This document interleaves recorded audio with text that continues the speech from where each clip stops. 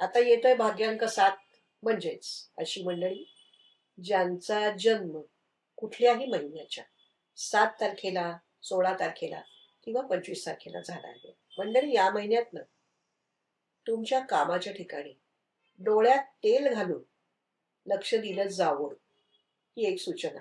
कारण जर का थोडंसं जरी दुर्लक्ष झालं ना, तरी कदाचित आपण ठेवलेला विश्वास हा अनाठही ठरू शकतोय का, अशी एखादी परिस्थिती आपल्या समोर उद्भवणं शक्य आहे.